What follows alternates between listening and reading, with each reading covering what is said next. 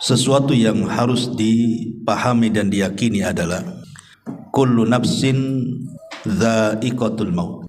Setiap jiwa itu pasti mengalami dan disentuh dengan kematian.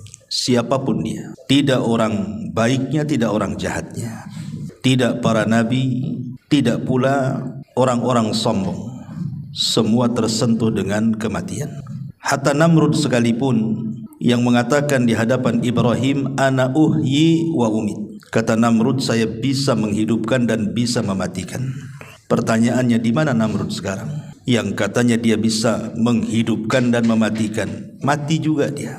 Artinya tidak ada yang selamat dari kematian. Sehingga Allah Subhanahu wa taala sampai mengatakan, ainama takunu yudrikumul mautu walau kuntum fi burujim musayyada. Dimanapun kalian berada, kematian itu pasti mengejar kalian, walaupun kalian di balik benteng yang sangat kokoh sekalipun. Artinya tidak ada manusia yang selamat dari kematian. Dan kematian itu satu, yang banyak itu sebabnya. Karena orang mati itu kan sebabnya macam-macam. Ada yang ketabrak mati, ada yang terkena runtuhan mati, ada yang tenggelam mati, ada yang dibunuh mati, ada yang tidak ngapa-ngapain, duduk di kursinya aja dia bisa mati. Jadi yang bermacam-macam itu sebabnya, matinya satu. Lah kematian itu sebenarnya hanya perpindahan alam saja, dari alam dunia menuju alam barzakh. Disitulah ada benteng yang disebut dengan barzakh. Benteng inilah yang menjadikan kehidupan setelah kematian itu menjadi gaib bagi kita. Makanya tidak bisa kita menembus alam barzakh. Umpamanya sengaja kita letakkan CCTV, taruh di kuburan, kemudian kita sambungkan di handphone kita atau mungkin di laptop kita. Kemudian kita baca hadis, katanya ada malaikat mungkar dan nakir. Sampai buta mata melihat CCTV itu, nggak akan nampak mungkar nakir itu. Karena tidak bisa disamakan perkara gaib dengan perkara nyata. Perkara gaib itu cukup diimani, bukan diteliti. Karena tidak bisa meneliti perkara gaib, bagaimana caranya? Pandangan kita saja terbatas, sampai di mana kita memandang, apalagi perkara gaib. Maka kenapa di antara ciri orang yang beriman di permulaan surah Al-Baqarah itu, alladzina yu'minuna bil ghaib, orang yang beriman betul dengan adanya yang gaib. Tapi yang ingin kita bahas di siang ini adalah apakah orang-orang yang sudah meninggal itu. Ada beberapa poin. Pertama, apakah orang-orang yang meninggal itu merindukan kita? Jadi kalau kita datang ziarah kubur, apakah mereka rindu dengan kita? Yang kedua, apakah mereka bisa mendengar apa yang kita ucapkan di atas kuburan itu? Yang ketiga, apakah kalau seandainya keluarga kita meninggal duluan, kemudian kita menyusul, kemudian ruh kita dengan ruh mereka akan saling menziarahi? Kemudian juga yang keempat, apakah kalau seandainya kita ini sedang tidur, ruh kita keluar dari jasad kita, bisa berjumpa dengan ruh-ruh yang ada di kuburan? Karena ada kan orang bercerita, saya ketemu ibu saya. Di mana? Dalam mimpi. Apakah mungkin ruh seseorang yang sedang tidur berjumpa dengan ruh yang sudah meninggal, kemudian berjumpa? Dan tentu yang tak kalah pentingnya adalah amalan-amalan yang bermanfaat bagi si mayat. Dan apakah juga orang-orang yang sudah meninggal bisa tersakiti dengan kita yang masih hidup? Dan macam-macam persoalan yang kita akan singkap nanti ke depan ini.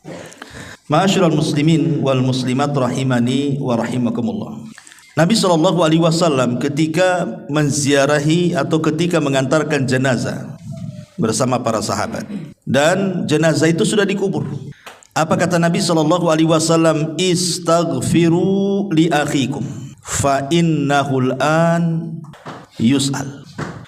Atau istaghfiru li akhikum wasalu lahu at-tathbit fa innahul an yus'al. Kata Nabi SAW, mintalah kepada Allah ampunan supaya orang yang sudah dikebumikan ini diampuni dosa-dosanya.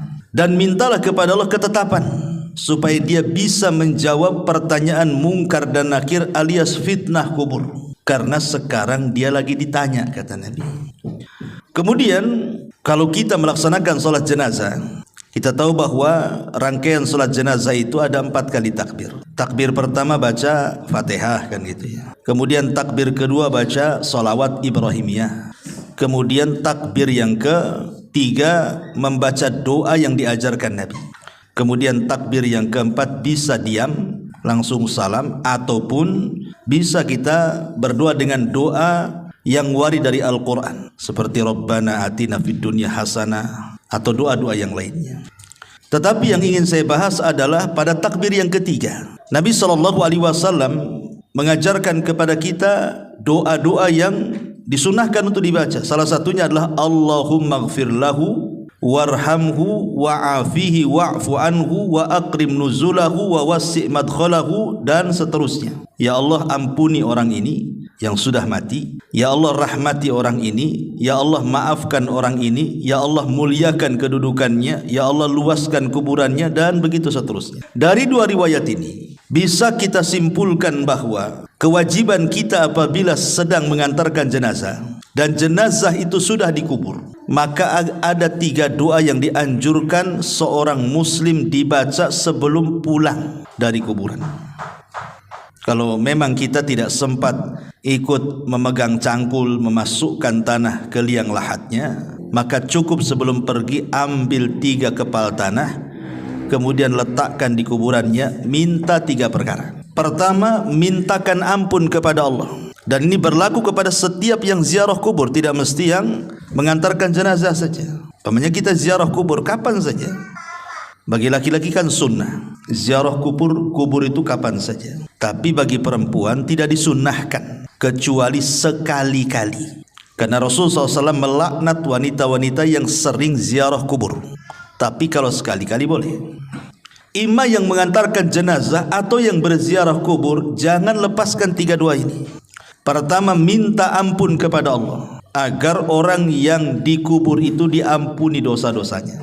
Berdasarkan hadis istaghfiru li akhikum, mintakan doa ampunan untuk saudaramu. Yang kedua, minta kepada Allah Subhanahu wa taala agar orang yang dikubur itu ditetapkan jawabannya. Karena ada hadis yang panjang sekali dari hadis Bara bin Azib radhiyallahu anhu. Ketika Nabi SAW menunggu liang lahat selesai digali, Rasul bercerita di hadapan para sahabat tentang kematian seorang mukmin. Bagaimana ruhnya ketika dicabut dari jasadnya.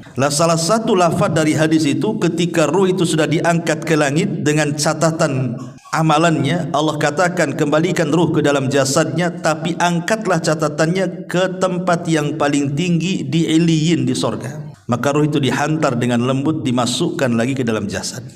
Ingat bahwa jasad dalam kubur itu mengikut ruh. Tapi kalau di dunia terbalik, ruh yang ikut jasad. Karena jasad dulu diciptakan di dunia itu, baru ditiupkan ruh itu setelah jasad berusia 4 bulan kan, baru ditiupkan ruh. Berarti kalau kita hidup di dunia, yang asal itu jasad dulu, baru ruh yang ikut. Karena jasadnya diciptakan. Tapi kalau sudah meninggal terbalik, jasad ini bisa jadi tanah, bisa hancur jadi tanah, dimakan cacing tanah, tapi ruh tidak akan hancur. Berarti bukan ruh yang ikut jasad, tapi jasad yang ikut ruh.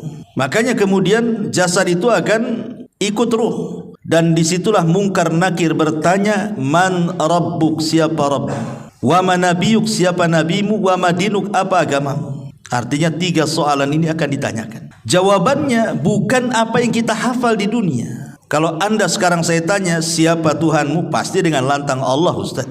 Siapa nabimu? Dengan lantang Muhammad, Ustaz. Apa agamamu? Ya Islam lah. Masa Katolik kan gitu? Pasti lantang kita. Tapi apakah kemudian setelah kita dikubur kita sanggup menjawab? Belum tentu. Karena jawaban-jawaban itu ditentukan dengan amalan dia. Apakah dia sudah mengamalkan perintah, larangan Allah, mencintai Nabi, betul-betul mempelajari Islam kan itu. Makanya di sini dihajatkan bantuan dari kita yang masih hidup. Berdoa kepada Allah agar dia bisa ditetapkan jawabannya. Karena penetapan jawaban itulah yang Allah katakan, yutsabbitullahu alladhina amanu bil qauli tsabit. Allah akan tetapkan jawaban orang-orang yang beriman dengan jawaban yang mantap. Itulah yang menjadikan selamat orang itu dari azab kubur. Karena Utsman ibn Affan kalau diingatkan dengan kuburan menangis. Tapi kalau diingatkan dengan neraka santai saja dia. Padahal neraka lebih dahsyat dibandingkan azab kubur kan. Ketika ditanya wa mayubkika ya Utsman, apa yang membuat anda menangis wahai Utsman? Maka Utsman mengatakan, wailakum, celaka kalian. Kuburan ini bisa saja dia raudhatun min riyadil jannah au hufratun min hufarin nar. Ingat, kuburan ini bisa jadi taman menuju taman-taman sorga, atau boleh jadi menjadi lubang menuju ke lubang neraka. Artinya menentukan selamat di akhirat, keselamatan di kuburan. Kalau selamat di kuburan, insya Allah kesananya mudah. Kalau tidak selamat di kuburan, maka dipastikan kesananya lebih sulit lagi. Makanya sebab itulah kita dianjurkan minta kepada Allah agar orang yang dikubur itu dimantapkan jawabannya. Ini yang kedua. Kemudian yang ketiga, berdasarkan doa dalam salat jenazah tadi, minta kepada Allah agar Allah merahmati. Minta kepada Allah satu, agar dosanya diampuni. Minta kepada Allah yang kedua, agar dia dimantapkan jawabannya. Minta kepada Allah yang ketiga, agar Allah memberikan kasih sayangnya. Sehingga dengan kasih sayang Allah itulah Allah akan mengampuni dosanya dan Allah akan memantapkan jawabannya.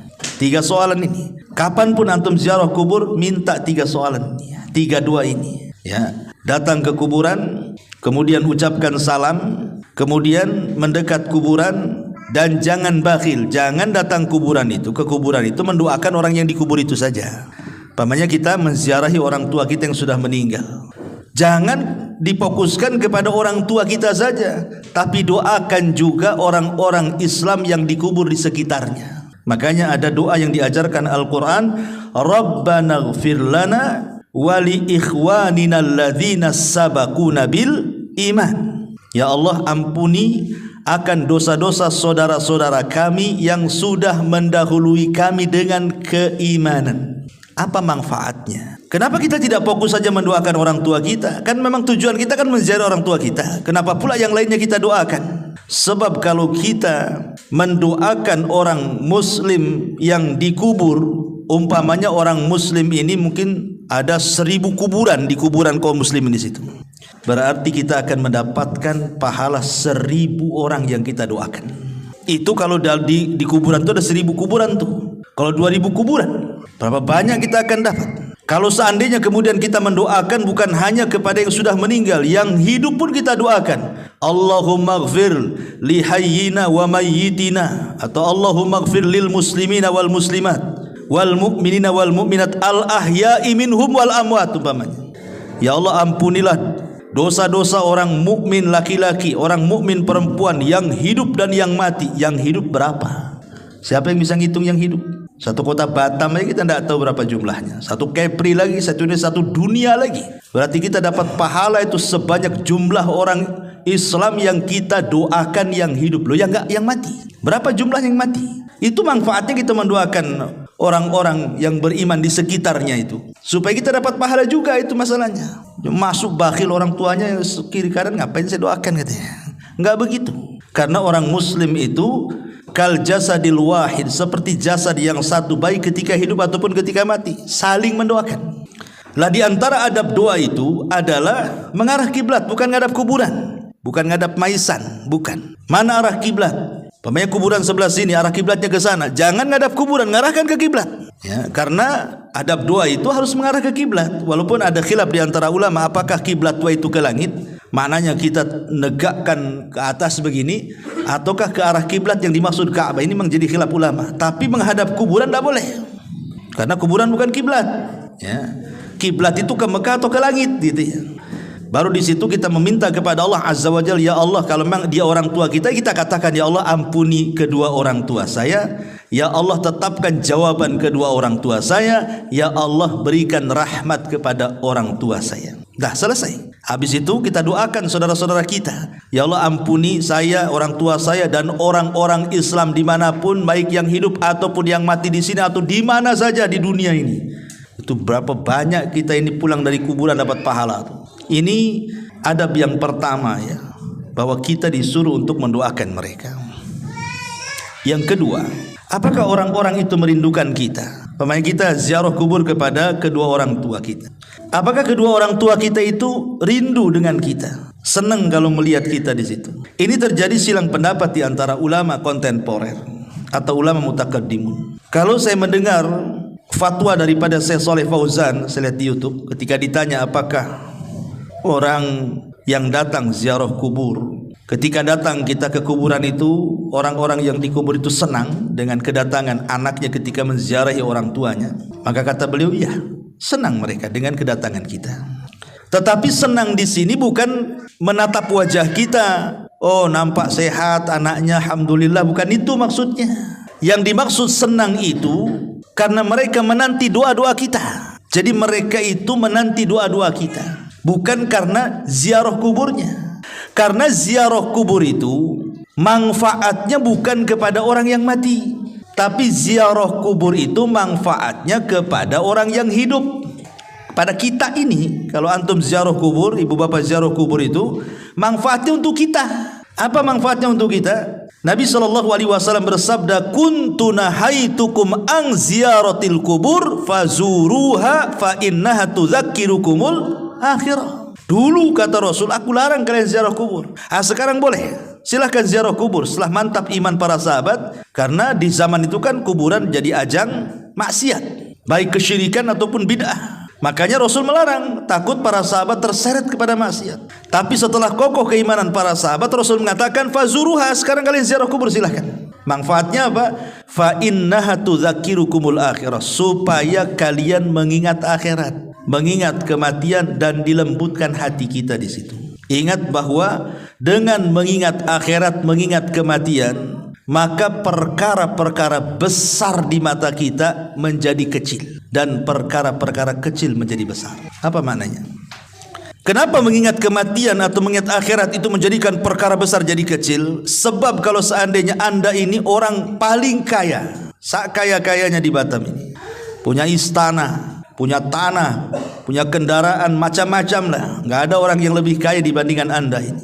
Ketika kemudian datang ke kuburan, melihat kuburan, kemudian berpikir saya juga akan mati seperti dia, apa gunanya kekayaan kalau begitu? Kekayaan apa gunanya? Hidup di istana kalau ingat mati, apa gunanya istana? Mau ditinggal juga. Akhirnya kemudian dia pun tidak menganggap itu perkara besar, karena akan ditinggal dengan kematian kan. Itulah kenapa mengingat kematian itu mengecilkan yang besar ataupun membesarkan yang kecil. Pamannya dia orang susah, tidak sekaya orang-orang kaya. Dengan mengingat kematian itu perkara kecil jadi besar. Nggak apa-apa, hidup di dunia kan nggak lama, nanti ada kehidupan yang lebih baik, yang lebih hebat, yang lebih megah, itulah sorga. Akhirnya dia tidak memikirkan kemiskinannya. Dari situ muncullah redha dengan pemberian Allah. Ujung-ujungnya ke situ. Dan puncaknya adalah memahami hadis Nabi SAW, man asbaha aminan fi syirbihi mu'afan fi jasadihi walahu qutu yaumihi faka'annama hizat lahu dunya bihadafiriha, kata Rasul. Orang kalau sudah mengingat kematian, walaupun dia susah hidupnya, yang penting ketika bangun di pagi hari aman keluarganya, gak ada yang menyakiti, sehat badannya, gak ada penyakit yang menimpanya, adalah makanan yang dimakan untuk hari itu seolah-olah sudah menggenggam dunia dengan segala isinya. Karena manusia itu di dunia cari apa kalau nggak tiga perkara ini kan? Pertama, aman. Orang itu pengen aman, suami pengen aman dari istri, istri pengen aman dari suami. Orang tua pengen aman dari anak, anak pengen aman dari orang tua. Orang pengen aman dari tetangga, tetangga pun pengen aman dari kita. Nggak ada ketakutan, nggak ada yang ngancam, nggak ada yang membuat takut, nggak ada takut disakiti, dihasadi. Orang kan pengen aman hidup itu. Sebab kalau aman itu tenang hati. Itu yang dicari orang. Sampai-sampai orang itu sampai pindah perumahan itu gara-gara diganggu tetangganya karena nggak aman kan, terpaksa pindah rumah dia. Yang kedua, sehat badannya. Apalagi kalau sudah faktor UU tuh, yang sudah 40, 50, itu kalau bangun nggak ada yang sakit udah senang sekali itu. Tapi kalau bangun pinggang sakit, kaki asam urat, itu stres tuh. Ya, kolesterol naik, stres orang itu. Ya. Kemudian juga ada yang dimakan, nggak pusing, yang dimakan sudah ada, yang diminum ada. Apa yang dicari orang itu kan cuma 3 perkara. Sebab satu lolos dari 3 perkara ini nggak aman hidup itu. Contoh mamanya, badan sehat, ya kan? Tapi nggak aman. Istri disakiti suami, suami disakiti istri, nggak kerasan hidup itu. Walaupun sehat badannya. Ataupun mungkin oke lah dia harmonis rumah tangganya, anak-anaknya baik-baik, tetangganya oke-oke. Stroke pula lah dia, stres juga, ya. Oke lah, sehat badannya, aman semuanya, tak ada yang dimakan pula dia. Stres juga hidup itu. Lah kalau tiga-tiganya sudah ada, tenang hidup di dunia tuh. Itulah yang dikatakan menggenggam dunia, itulah karena tiga perkara ini yang dicari manusia. Makanya kemudian kalau orang ingat mati itu, perkara besar menjadi kecil, perkara kecil menjadi besar. Karena berujung dari mengingat kematian berakhir dengan redho dengan pemberian. Awalnya ingat mati, ujungnya apa? Redho dengan pemberian. Kita akan mati juga, mengapain juga sibuk-sibuk. Tenang jadinya hati. Itulah tujuan ziarah kubur itu. Makanya ini bapak-bapak ini kalau sudah kasih mak-maknya ajak shopping, belokkan aja ke Tamiang tuh. Ya, ajak yuk kita ke Top Cepe Batu Aji, tapi ngarahnya ke kuburan Tamiang. Ini bu, Top Cepenya ada di sini. Gitu. Mau mati atau mau hidup kan itu. Supaya lembutlah hati itu. Jangan asih dunia terus. Jadi ziarah kubur itu manfaatnya untuk siapa? Untuk kita yang berziarah, bukan untuk orang mati. Orang mati itu bermanfaat kalau kita berdoa. Doanya itu yang manfaat. Itulah yang membuat penghuni kubur senang dengan kedatangan kita maksudnya. Ini satu pendapat ya. Tetapi Syekh bin Baz rahimahullah ta'ala yang saya baca dalam fatwanya, dia tawakuf dalam masalah ini. Apakah kemudian kalau kita ziarah kubur, penduduk kubur itu senang atau tidak senang? Kita tidak bisa mengatakan iya ataupun tidak. Kan ini perkara gaib masalahnya. Perkara gaib itu tidak bisa ditetapkan kecuali dengan dalil. Kalau tidak ada dalil, tawakuf. Tapi yang jelas bahwa okelah kita tidak mengatakan dia senang ataupun tidak senang. Tapi yang namanya doa bagi para penziarah kubur untuk para penghuni kubur itu, itulah yang disepakati para ulama sampainya pahala kepada orang yang meninggal. Kan amalan-amalan nanti saya jelaskan. Amalan-amalan itu kan banyak tuh yang bermanfaat kepada untuk orang yang sudah meninggal itu.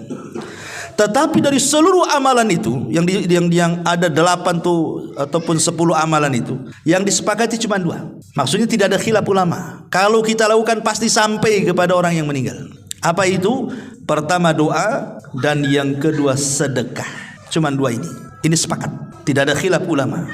Adapun menghajikan orang yang sudah meninggal, korban untuk orang meninggal, baca Quran untuk orang meninggal, ini masih khilaf. Ada perselisihan ulama. Ada yang mengatakan sampai, ada yang mengatakan tidak sampai, wallahu a'lam. Tapi yang disepakati jelas-jelas dalilnya berdasarkan nas gitu ya. Doa pasti sampai. Yang kedua sedekah pasti sampai. Kenapa? Karena ada hadisnya. Idza mata ibnu Adam inqata amaluhu illa min thalathin. Sadaqatin jariyah. Lihat sedekah yang mengalir. Kemudian au ilmin yuntafa'u bihi, ilmu yang bermanfaat, au waladin salihin yad'u, anak yang soleh yang mendoakan. Maka sedekah dan doa itu sepakat sampai. Jadi kalau kita ingin ngirim pahala kepada orang yang meninggal, yang jelas-jelas ini berdoa, tidak mesti di kuburan. Doa itu di mana saja akan sampai. Dan jangan diyakini doa di kuburan lebih sampai dibandingkan doa di masjid. Tidak ada keyakinan seperti ini. Justru di masjid ya lebih afdol kalau berdoa kan. Udah rumah Allah, tempatnya bersih gitu ya. Tapi ziarah kubur itu berdoa di situ ada nilai plusnya. Mengingat kematian, melembutkan hati, mengingat akhirat. Makanya di antara salam kepada penduduk kuburan itu salah satu lafadznya wa inna bikumul lahikun, kami juga akan menyusul kalian. Kami juga akan sampai seperti kalian. Jadi terjadi silang pendapat di sini ya. Apakah penduduk kuburan itu senang ataukah tidak senang? Ada yang mengatakan senang seperti fatwanya Syekh Shalih Fauzan, ada yang mengatakan tawakuf seperti Syekh bin Baz gitu ya. Ya, kalau ulama dulu yang mengatakan seperti Syekh Al-Imam Ibnul Qayyim dalam kitabnya Ruhiyah senang. Dan juga gurunya Ibnu Taimiyah rahimahullah mengatakan senang. Mereka senang dengan kedatangan kita. Kemudian kita karena mereka menanti doa kita, bukan senang ingin lihat wajah kita. Percuma juga kalau kita datang nggak mendoakan, ngapain juga kan begitu. Yang mereka minta itu adalah doa-doa kita kepada mereka. Doa seperti apa? Ya 3 tadi doanya yang didoakan itu.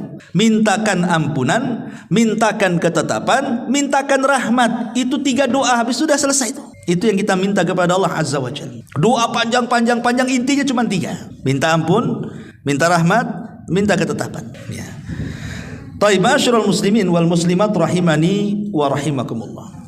Kemudian juga, apakah kalau seandainya seseorang yang berziarah kubur Tadi apakah kemudian orang itu merindukan? Nah, sekarang pembahasan selanjutnya, apakah kalau kita ini datang ke kuburan kemudian kita berbicara sesuatu dengan orang yang dikubur itu, mereka mendengar pembicaraan kita ataukah tidak?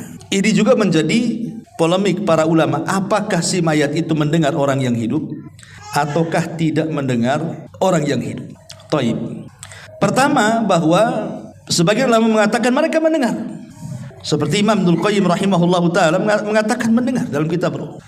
Alasannya satu, karena ada hadis Nabi SAW terdapat dalam Sahih Bukhari Muslim. Nabi SAW mengatakan tentang orang yang sudah meninggal. Apa kata Rasulullah? Innahu la yasma'u safqa ni'alihim idan saraf. Jadi orang-orang yang dikubur itu mendengar suara langkah terompah kita itu, suara sandal kita itu mereka dengar. Sampai kemudian sayup-sayup kita keluar dari kuburan baru hilang, baru mereka tidak mendengar lagi.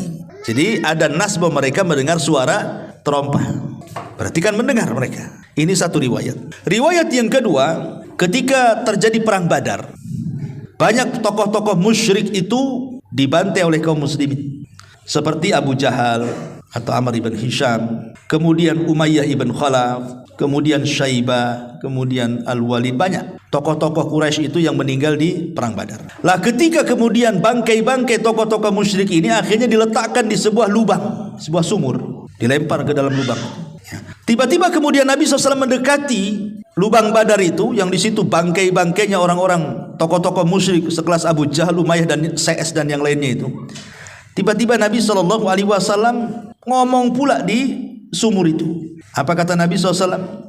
Dia mengatakan, disebutkan satu-satu tuh, ya Aba Jahl ibn Hisham, ya Umayyah ibn Khalaf. Kemudian kata Nabi SAW, telahkah sampai kepada kalian janji Allah kepada kalian? Sungguh janji Allah yang Allah janjikan kepadaku sudah sampai kepadaku, kata Umar bin Khattab. Heran, ngapain Nabi SAW ngomong di depan lubangnya bangkai-bangkai orang-orang musyrik jahiliyah itu, orang-orang musyrik, tokoh-tokoh musyrik itu. Kok Nabi kok ngomong di situ? Jadi Umar bin Khattab radhiyallahu mengatakan, ya Rasul, innahum jusas, mereka bangkai-bangkai, kenapa kau ajak ngomong, katanya. Apa kata Nabi SAW di hadapan Umar bin Khattab? Walladhi nafsi biyadi ma anta bi asma lima aqulu minhum walakinnahum la yaqdiruna an yujib. Hei Umar, engkau tidak lebih mendengar daripada aku tentang mereka. Aku ngomong itu mereka dengar, tapi mereka tak bisa jawab, katanya. Artinya kan mereka dengar di sini. Karena Rasul ngajak ngobrol di situ. Ya, makanya Umar mengatakan, engkau bangkai kau diajak bicara, katanya. Maka Rasul tidak. Kau tidak lebih dengar daripada aku, kata Rasul. Demi zat yang jiwaku berada di tangannya, engkau tidak lebih mendengar daripada aku, kata Rasul. Tapi mereka tidak sanggup jawab saja. Kemudian juga dalil yang ketiga, kita disuruh mengucapkan salam. Kata Nabi SAW, Qulu assalamu alaikum dara qaumi mu'minin wa inna insya'allahu bikum mulahikun.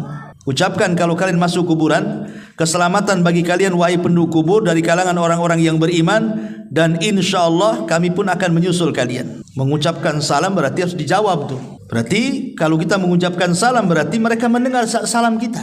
Dan ada beberapa dalil yang menunjukkan bahwa mereka mendengar. Tapi bagi kelompok yang mengatakan tidak, mereka tidak dengar, mereka berdalil dengan surah Fatir ayat 22. Allah Subhanahu wa taala mengatakan, "Wa ma anta bimusmi'in man fil kubur." Hei Muhammad, engkau tidak bisa memperdengarkan orang-orang yang di kuburan itu.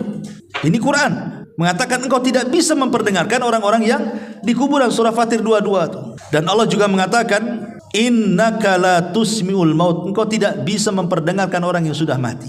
Ini dua nas Quran ini menunjukkan bahwa orang yang dikubur tidak mendengar apa yang ada di atas kubur karena mereka sedang sibuk. Orang yang dikubur loh sedang sibuk. Kalau mereka orang kafir sibuk diazab, mana bisa dia ngerekan kita yang ada di kubur? Dia sedang diazab. Ya.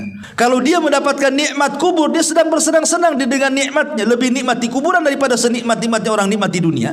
Ngapain pula direkan orang di atas kuburan? Artinya di sini ada kelompok yang mengatakan mendengar, ada kelompok yang mengatakan tidak mendengar. Wallahu a'lam. Kita tidak bisa mengatakan mendengar, kita tidak bisa mengatakan tidak mendengar, tetapi yang jelas bahwa kita tetapkan yang berdasarkan nas saja. Mereka mendengar tetapi yang berdasarkan dalil. Maksudnya begini, yang berdasarkan dalil itu. Contoh seperti tadi, mereka mendengar suara sandal. Ini konteksnya apa? Konteks hadis bahwa orang-orang yang dikubur itu mendengar suara sandal, ini bicara soal ketika kita mengantarkan jenazah. Apabila kita mendengarkan jenazah, kemudian jenazah itu dikubur, kemudian kita pulang, mereka masih mendengar suara sandal kita. Apakah setelah kemudian kita pulang kemudian ziarah kubur dengar lagi suara sandal? Ya enggak juga kan begitu. Artinya konteksnya hanya ketika menguburkan saja mereka dengar. Apakah mereka mendengar seterusnya? Itu Allahu a'lam. Ya. Ataupun ketika kita mengantarkan jenazah dari rumah menuju kuburan. Kalau dia orang yang beriman, maka dia mengatakan kepada orang pengantar-pengantar itu, mengatakan apa? Segerakan aku, qaddimuni. Nah, kan? Karena dia mendengar suara orang yang mengantarkan dia ke kuburan kan. Tapi kalau dia orang jahat, dia mengatakan, wailakum aina tadhhabun. Celaka, kau mau pergi kemana aku ini katanya. Mau dibawa kemana aku ini katanya. Dia mendengar. Ya. Nah, itulah yang dinaskan. Jadi maksudnya di sini, apakah mereka mendengar seterusnya ataukah mendengar sesuai dengan nas? Menurut Syekh Utsman Khamis yang saya dengar di YouTube, bahwa kalau melihat dalil ya mereka mendengar secara nas saja, tidak seterusnya mendengar. Ya, walaupun kita tidak menafikan ada yang berpendapat mendengar terus. Kalau kita datang dan kita bicara mereka tahu. Ada yang mengatakan sama sekali tidak mendengar. Intinya ini menjadi ranah khilaf ulama. Ya, tapi yang selamat adalah kita tidak mengatakan mendengar, ya kita juga tidak mengatakan tidak mendengar. Kita ikut dalil saja. Wallahu a'lam. Ini perkara yang kedua. Yang ketiga, apakah orang yang tidur kemudian bangun cerita dia, saya tadi mimpi ketemu ibu saya. Kan ada yang gitu tuh ya. Ketemu ayah saya, ngajak ke pasar beli soto namanya kan. Tapi dalam mimpi. Mungkin gak ruh kita yang sedang tidur berjumpa dengan ruh yang sudah meninggal itu? Mungkin gak gitu pertanyaannya di sini. Maka dijelaskan oleh para ulama, lam yathbut fi hadza syai'un. Ini saya menukilkan perkataan Syekh bin Baz ya. Memang tidak ada dalil sama sekali tentang hal ini, bahwa ruh orang yang tidur bisa berjumpa dengan ruh orang yang sudah meninggal. Tetapi kata Syekh bin Baz, innama dzakara ba'du ahli ilmi annal arwaha fin naumi qad taltaqiya bi arwahil amwat. Tapi kata Syekh bin Baz, secara dalil memang tidak ada. Saya belum mendapatkannya kata beliau. Tetapi ternukilkan dari kalangan ahli ilmi, maksudnya kalangan ulama, bahwa ruh-ruhnya orang yang tidur itu bisa berjumpa dengan ruh-ruhnya orang yang sudah meninggal. Wa hadza qad yaqau fi ba'dil ahyan, dan ini kata beliau terkadang bisa terjadi pada tempo-tempo tertentu. Ma yadullu alaihi, apa yang menunjukkan kepada peristiwa itu. Fa inna ruha indallah, karena ruh itu di sisi Allah. Faruhul mu'min fil jannati wa ruhul kafir tu'adzab, karena ruhnya orang mukmin di sorga dan ruhnya orang kafir sedang diazab. Lakin qad arsala hadhihi ruh ilal badan lis salami ala man yusallim alal kubur. Tetapi ruh ini terkadang dimasukkan lagi ke dalam jasad hanya untuk menjawab salam orang yang sedang berziarah kubur. Jadi kan ruhnya seorang mukmin kan di sorga tuh. Tapi kalau ada orang yang ziarah kubur kemudian mengucapkan salam, ruh itu akan dikembalikan ke dalam jasad hanya untuk menjawab salam kemudian balik lagi ke surga, gitu maksudnya. Ada yang seperti itu dalil penetapannya. Tapi kalau dalil apakah ruh orang yang sedang tidur berjumpa dengan ruh orang yang mati, secara dalil tidak diketemukan. Tetapi ijtihad para ulama, ya, ada yang mengatakan bisa saja. Buktinya banyak cerita yang seperti itu. Banyak bercerita orang-orang yang ketemu dengan ibunya, ketemu dalam mimpi, ketemu dengan bapaknya di dalam mimpi kan. Kadang-kadang ada yang bercerita seperti itu. Sehingga secara kenyataan dalil tidak ada. Itu maksudnya, ya. Makanya beliau mengatakan lakin laisa fil ahadits as-sahihati fi ma na'lam ma yadullu ala anna hadhil arwah tatalaqa. Tetapi tidak ada hadis-hadis yang sahih sepengetahuan kami, kata beliau, yang menunjukkan bahwa ada ruh bisa berjumpa, maksudnya ruh orang tidur bisa berjumpa dengan ruh orang yang meninggal. Wallahu alam, ya. Tapi kalau kita melihat pendapat Imam Ibnul Qayyim yang disebutkan dalam kitab Ruh, dzakara syai'an katsiran fi hadzal ma'na. beliau menyebutkan panjang lebar tentang masalah seperti ini, dan beliau di antara ulama yang berijtihad memungkinkan ruhnya orang yang tidur berjumpa dengan ruhnya orang yang sudah meninggal. Wallahu a'lam. Ya, ini kalau sesama ruh, yang satu di dunia, satu di kubur. Sekarang yang sama-sama di kubur. Orang tua kita meninggal, kemudian kita meninggal. Apakah ruh kita akan berjumpa, saling berziarahi satu dengan yang lainnya? Ada sebuah hadis. Nabi SAW bersabda, "Idza hudiral mu'minu atatkum fayaquluna ukhruji radiyatan mardiyah anki ila rauhillahi wa raihani wa rabbin ghairi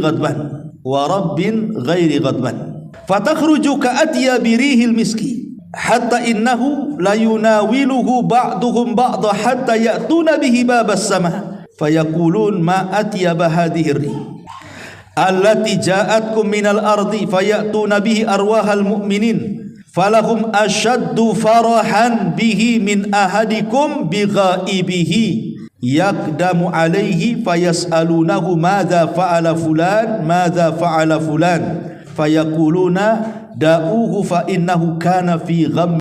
Apabila seorang mukmin telah mendekati ajalnya, para malaikat rahmat datang menemuinya dengan membawa sutra putih.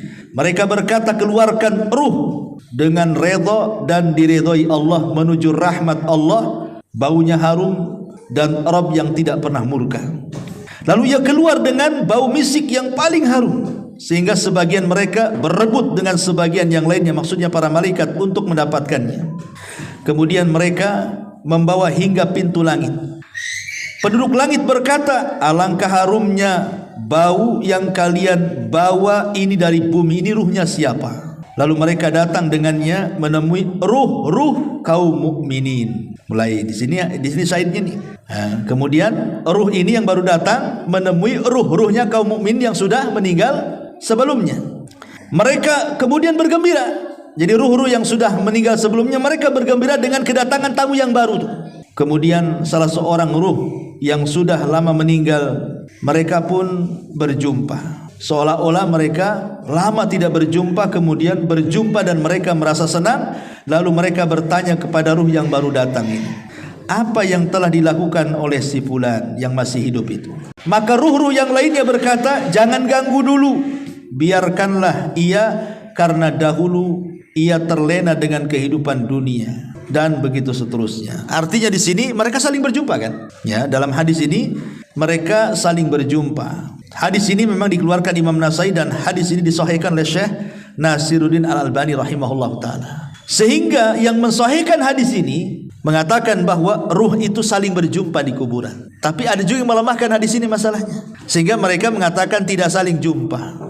Soal jumpa atau tidak saling jumpa ini perkara gaib lah kan gitu ya. Yang jelas bahwa ruh-ruhnya orang yang beriman yang sudah berbiasa, kalaupun mereka berjumpa, itu bagian daripada nikmat kubur kan gitu. Tapi ini hanya berlaku kepada ruhnya orang yang beriman. Bagi yang berpendapat bahwa ruh itu akan berjumpa dengan ruh yang lain, maksudnya ruhnya orang yang beriman. Ruhnya orang kafir sedang diazab, macam mana dia akan jumpa? Dia aja nggak bisa keluar dari azab. Mereka sedang diazab dengan azab kubur, mereka sedang di neraka, macam mana mau jumpa kan gitu ya dengan keluarganya. Maksudnya di sini yang kalaupun kita berpendapat bahwa mereka saling menziarahi, seperti pendapat Imam Ibnul Qayyim rahimahullahu ta'ala dalam kitabnya Ruh, maksudnya adalah ruhnya orang yang beriman.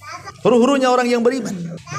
Ya, seperti umpamanya bayi yang meninggal, kemudian orang tuanya menziarahi kuburannya. Ya. Terkadang kan ada orang tua itu kepikiran kan, ketika anaknya meninggal itu kan udah kepikiran macam-macam tuh. Apalagi kalau hujan, cemana anak saya kehujanan katanya. Kalau pas panas, mana anak saya kepanasan, macam-macam tuh. Ada orang tua itu apalagi kalau gelap-gelap, cemana anak saya nggak ada listrik pula di kuburan gitu. Makanya kadang-kadang ada orang berpikir naruh lilin pula di atas kuburan anaknya itu kan. Percuma saja, ngapain naruh lilin itu? Saya pernah lihat ada lilin, lebih parah pula kasih payung pula di situ itu. Dan itu rata-rata di kuburan anak-anak tuh. Ada lilin, ada payung. Ya mungkin karena orang tua kepikiran, cemana kalau malam gelap taruh lilin, cemana kalau kehujanan kasih payung supaya nggak kehujanan, nggak kepanasan. Nggak ada guna. Ya, Lilin dan payung lo nggak ada guna di kuburan itu, nggak ada hubung kait dengan alam kubur, dengan alam dunia ini. Sebenarnya yang dikhawatirkan itu bukan bayi yang meninggal. Bayi yang meninggal itu langsung dimasukkan ke sorga kan gitu. Karena di antara kelompok-kelompok yang akan terhindar dari fitnah kubur, maksudnya tidak ada pertanyaan malaikat mungkar dan nakir, itu salah satunya bayi-bayi yang meninggal tuh. Mereka tidak akan ditanya. Walaupun jumhur ulama mengatakan mereka ditanya, tapi pendapat yang kuat wallahu alam mereka tidak ditanya. Karena ada beberapa orang yang tidak akan terkena fitnah kubur. Salah satunya para nabi. Para nabi tidak akan ditanya. Objek pertanyaannya siapa nabimu? Masa nabimu ditanya lagi? Siapa nabimu? Ya saya kan. Kan nggak mungkin juga kan itu ya. Nabi tidak mungkin ditanya karena dia objek pertanyaan. Para siddiqin tidak mungkin ditanya. Para syuhada tidak akan ditanya. Ya, kemudian orang-orang yang ribat, orang-orang yang berada di perbatasan kayak orang Palestina itu kan diribat tuh namanya. Mereka tidak akan ditanya kalau meninggal. Termasuk juga bayi-bayi yang meninggal, termasuk orang gila tidak akan ditanya tuh. Jadi kalau umpamanya orang tua sedih akan kematian anaknya, dia bodoh. Harusnya dia memikirkan dirinya sendiri karena si bayinya sudah selamat masuk surga kan gitu. Apakah kalau dia mati dia masuk surga kayak anaknya? Harusnya dipikirkan jangan bayinya, dia yang dipikirkan harusnya, gitu maksudnya. Kalau bayi yang meninggal tuh udah jelas-jelas dia masuk surga. Bahkan dia akan jadi syafaat bagi orang tuanya. Bahkan kalau orang tuanya beriman, maka bayi itu akan menunggu di pintu sorga. Dan dia mengatakan di hadapan Allah ketika Allah mengatakan masuk kau ke dalam sorga. Kata bayi ini enggak, saya tidak akan masuk sorga sampai saya mau orang tua saya tarik bajunya masuk juga ke sorga. Dan itu hadisnya. Artinya kalau orang tua ini dia bisa bersabar, kemudian juga ihtisab, dan dia bisa mengucapkan alhamdulillah, maka akan dibangunkan satu istana di sorga dan Allah beri nama Baitul Hamdi, rumah pujian. Kalau bisa melakukan 3 perkara saat kematian buah hatinya: sabar, mengharap pahala, dan dia bisa bersyukur. Ucapkan innalillah wa inna ilaihi rajiun, Allahumma hjurni fi musibati, alhamdulillah ala kulli hal. Ini 3 ucapan. Kalau dia bisa mengucapkan 3 ucapan ini, maka Allah bangunkan satu istana Baitul Hamdi di sorga. Ya, saya ulang, kalau umpamanya ada orang tua meninggal bayinya, pertama ucapan apa? Innalillah wa inna ilaihi rajiun. Ini tanda kesabaran. Tanda orang sabar dia bisa mengucapkan innalillah wa inna ilaihi rajiun. Kemudian yang kedua ihtisab, mengharap pahala, berdoa kepada Allah, Allahumma hjurni fi musibati, ya Allah. Yang ketiga bersyukur, alhamdulillah ala kulli hal. Segala puji dan puja bagi Allah. Pertama, doa kaum muslimin bagi si mayat berdasarkan surah Al-Hasyr, alladzina sabaquna bil iman wala taj'al fi qulubina ghillan lil ladzina amanu rabbana innaka raufur rahim. Dan orang-orang yang datang sesudah mereka, muhajirin dan ansar, mereka berdoa, ya Rabb kami, beri ampunlah kepada kami dan kepada saudara-saudara kami yang telah beriman lebih dahulu dari kami, dan janganlah engkau membiarkan kedengkian dalam hati kami terhadap orang-orang yang beriman. Ya Rabb kami, sesungguhnya engkau maha penyantun lagi maha penyayang. Ini yang pertama, doa, dan ini pasti sampai. Kemudian yang kedua, sedekah. Tadi sudah saya ini yang sepakati, bersedekah. Kemudian yang ketiga, melunasi hutang si mayat. Ini bermanfaat. Karena di zaman Rasul pernah dimintai menyolatkan orang yang punya hutang, Rasul tak mau. Si mayat itu sudah dimandikan, sudah dikafankan, dan tinggal disolatkan. Setelah tinggal disolatkan, seorang sahabat kemudian menyampaikan kepada Rasul, semua sudah siap, silahkan anda solatkan. Apa kata Rasul? Hal alaihi dainun, apakah dia punya hutang? Iya, 2 dirham. Dia punya hutang 2 dirham. Kata Rasul, solatkan oleh kalian, saya tidak akan menyolatkannya. Kemudian ada seorang sahabat namanya Abu Qatadah, min 2 dirham, aku yang bayar, solatkan dia. Kata Rasul, yakin kau bayar? Iya, saya bayar. Akhirnya Rasul menyolatkan. Besoknya ditanya lagi, Abu Qatadah, udah bayar nggak 2 dirham tuh? Rasul, baru kemarin dia mati. Tunggulah katanya. Hari ketiga ketemu lagi Abu Qatadah, sudah aku bayar 2 dirham itu. Sudah wahai Rasul. Apa kata Rasul? Al-an barudat kubru. Sekarang kuburannya sudah dingin. Kemarin panas tuh kata. Ya. Jadi utang tuh bau panas tuh di kuburan. Sekarang sudah dingin kuburannya kata Nabi. Ya. Ini yang ketiga, melunasi utang. Kemudian yang keempat, mengqadha puasa. Kalau si mayat ini punya nazar berpuasa, belum sampai, maka walinya mengqadha puasa kita. Karena ada hadis mengatakan man mata wa alaihi siyam sama anhu waliyu. Siapa yang mati dalam kondisi dia sedang melaksanakan puasa wajib, maka yang mempuasakanlah walinya. Pamannya dia punya anak 4 atau 5, dibagi-bagi sajalah. Pamannya ayahnya bernazar berpuasa sebulan, baru meninggal, nazarnya belum dilakukan. Ya sudah, sebulan itu bagi 4 saja, berarti seminggu kan, anak 4 tuh bagi 4, jadi ya, selesai itulah ya. Nah, kemudian juga yang kelima, di antara yang bekas-bekas amal soleh.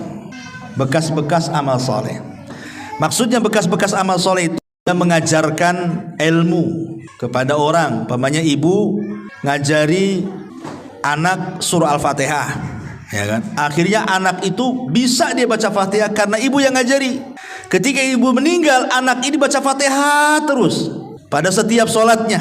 Berarti ketika anak ini membaca surah Al-Fatihah, itulah sampai. Itu bekas-bekas kebaikan dia tuh. Makanya kalau bisa, ini orang tua nih saya anjurkan, ibadah-ibadah wajib dan yang sering dilakukan itu kalau bisa jangan orang lain ngajari. Yang pamannya sholat, kalau bisa kita yang ngajari anak. Ngaji, kalau bisa kita yang ngajari. Ya jangan orang lain suruh ngajari, nanti pahalanya dikasih orang lain jadinya kan. Dia sholat terus karena orang itu yang ngajari, dia yang dapat pahala. Jadi yang wajib-wajib itu kalau bisa orang tua lah yang ngajari itu. Terutama ngaji lah, minimal surat Al-Fatihah gitu yang memang itu dibaca setiap sholat kan, supaya ngalir terus tuh ya. Coba bayangkan pahala guru itu, guru TK pemaya kan, itu dia dapat santri 20 semua yang ngajari Fatihah, guru TK banyak dia pahalanya, udah mati tuh. Kalau seandainya kemudian anak didiknya besar jadi guru, punya murid jadi guru, itu namanya multi level pahala tuh.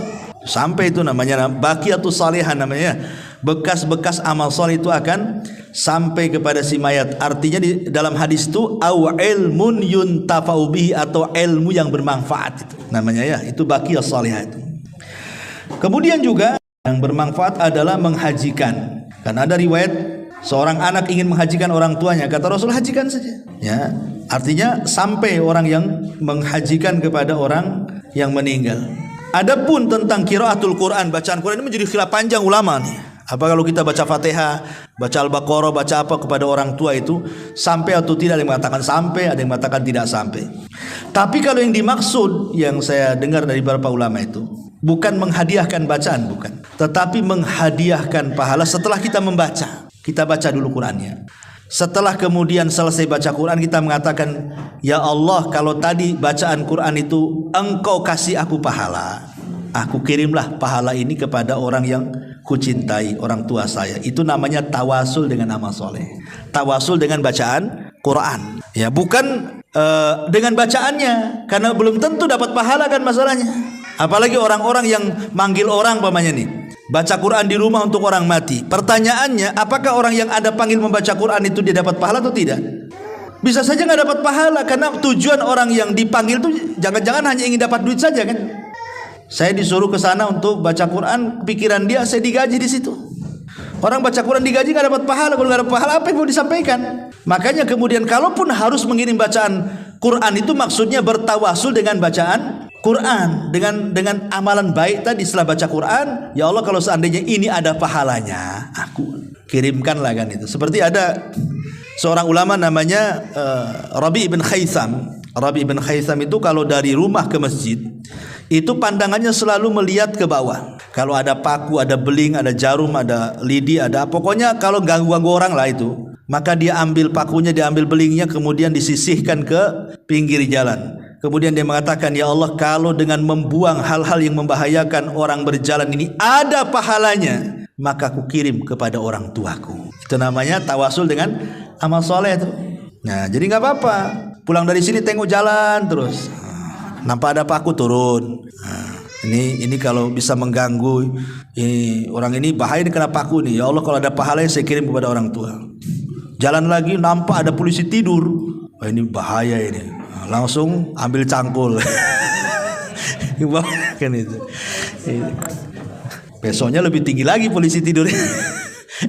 Intinya bahwa boleh seseorang begitu, tapi kalau yang mengirimkan bacaan, nah itulah yang jadi khilaf ulama, apakah sampai atau tidak ya. Wallahu alam, ini pembahasan panjang masalah ini.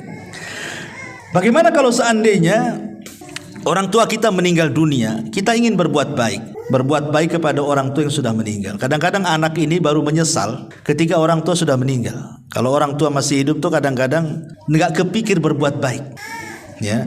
Tapi kalau sudah meninggal barulah kebayang kebaikan orang tua, baru terpikir ingin berbuat baik. Kan salah, harusnya ketika dia hidup kita berbuat baik. Sudah meninggal baru nyesel dia. Tetapi karena orang tua itu adalah sosok yang mulia bagi anak itu, tetap Allah Subhanahu wa taala masih memberikan kesempatan yang tidak sempat berbuat baik ketika masa hidupnya, ada caranya berbuat baik setelah kematiannya. Seperti apa? Satu, istighfar, minta kepada Allah agar orang tua kita diampuni. Dalam setiap sholat kita minta ampun kepada Allah agar orang tua kita diampuni. Yang kedua, berdoa kebaikan. Seperti tadi, doa supaya diampuni dosanya, dirahmati, ditetapkan jawabannya. Kemudian juga kalau dia punya hutang, selesaikan hutang orang tuanya. Masalah hutang piutang begini ya. Kalau orang tua kita punya hutang, apakah hutang orang tua setelah meninggal itu menjadi kewajiban bagi anak? Ini khilaf ulama. Kalau orang tua itu meninggalkan harta ya, orang tua itu meninggalkan harta banyak, maka wajib anak membayarkan dari harta dia. Wajib, nggak boleh tidak. Tapi kalau orang tua meninggalkan hutang dan dia tidak meninggalkan harta, maka tidak wajib bagi anak membayarkan hutang, kecuali hanya bab tabarruk, hanya ingin berbuat baik. Bisa dipahami ya? Jadi kalau orang tua kita ini meninggal bawa harta banyak, berarti wajib hutangnya dibayarkan dari mana? Dari harta dia, harta warisnya. Sebelum kita ambil hak warisan kita, bayarkan dulu hutangnya.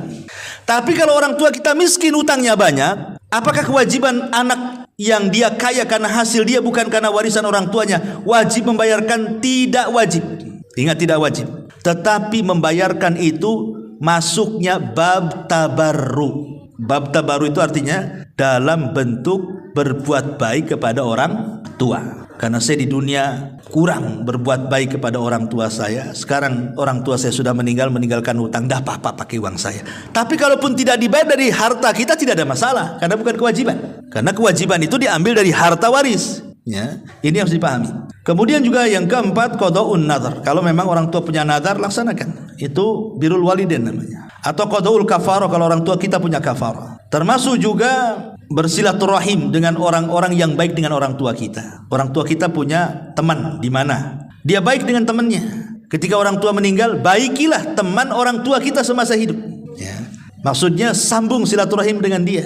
Nah, termasuk kalau orang tua kita suka ngasih-ngasih ya sama temennya, nah, kita kebiasaan orang tua yang baik kita lakukan juga ngasih-ngasih ya, supaya kebaikan orang tua tidak hilang, kita teruskan. Nah, itu bentuk birrul walidain juga ya, menghormati teman orang tua gitu maksudnya.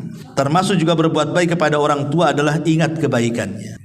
Oh betul juga kata orang tua, kenapa dulu orang tua saya keras dengan saya, rupanya ini. Nah, ingat dia akhirnya kan dengan kebaikan orang tua. Nah, dengan itu akhirnya hilanglah dendam-dendam anak kepada orang tua. Kalau ingat kebaikannya, hilang tuh dendam itu. Ya, karena ada anak yang nggak tahu itu, sampai mati orang tuanya masih dendam, nggak mau ziarah kubur tuh. Ya, mau apa sih ziarah kubur? Waktu hidup aja malas saya nengok muka dia. Nah itu ada durhaka itu. Ya. Jadi ini diantara pembahasan yang bisa kita bahas. Ya, wallahu alam. Taib sampai di